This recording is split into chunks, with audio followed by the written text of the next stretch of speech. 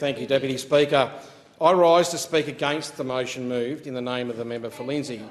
I do not speak against a motion like this lightly on such serious subject matters, namely that of mental health.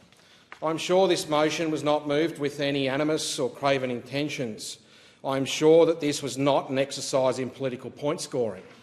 I am sure we are all better than that. So this is why I'm not making such an argument here today.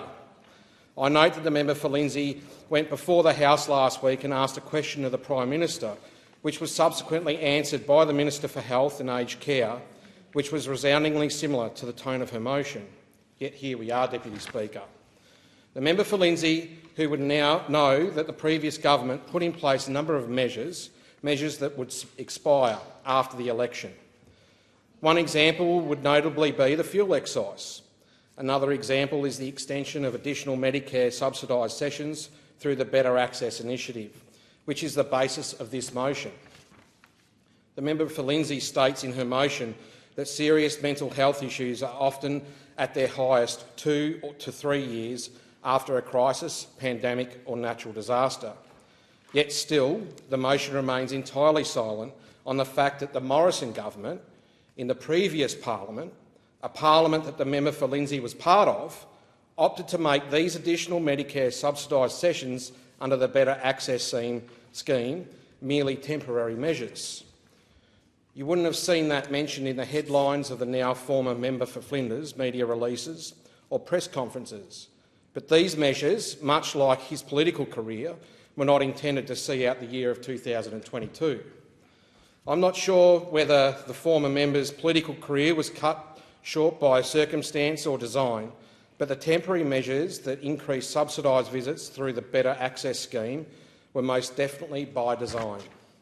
Deputy Speaker, I'm sure that if the Morrison government were re-elected this year, the member for Lindsay would have been the first one into this place, into her party room, using lines like she has used in her motion. Lines such as prioritising their budget over the health and wellbeing of Australians.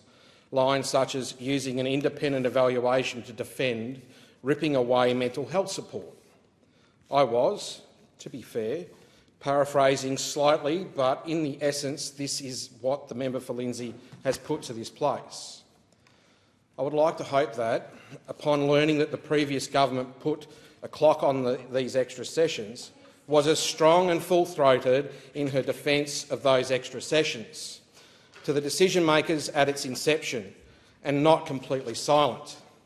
Deputy Speaker, it is worth mentioning that the member for Lindsay has used the word disingenuous in her motion, levelling that against the government.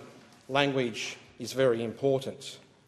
I do recognise that the member for Lindsay is the Shadow Assistant Minister for Mental Health and Suicide Prevention, and I hope, through her advocacy in this space, she can help make a positive contribution in this space, but at present this contribution appears somewhat disjointed.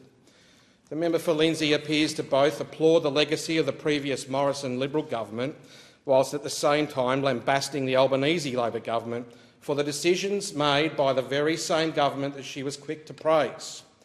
The Albanese Labor government sought expert medical advice to evaluate and Better Access initiative. The evaluation sung many praises of the initiative itself for those who were able to access it and benefit from it. What the member for Lindsay does not emphasise is the inequality in this scheme, namely the inequality where young people, First Nations people, people from rural and regional areas, people from low-income households, many from my electorate of Spence, fit these categories quite prominently. When it comes to mental health, we as a nation cannot afford to leave tens of thousands of vulnerable people out in the cold where we should be striving for equality. We cannot say that leaving people behind in a system that is working well for some can qualify as a success story. I'm glad that the Minister for Health, along with the Assistant Minister for Mental Health and Suicide Prevention have, as recently as the 30th of January, held a formal forum with both clinicians and people with lived experience with mental ill health, with the remit of working out how to bring equity and fairness back into treatment and access to treatment, as it should be. Thank you. The question is that the motion be agreed to, and I call the member for North Sydney. Thank you, Deputy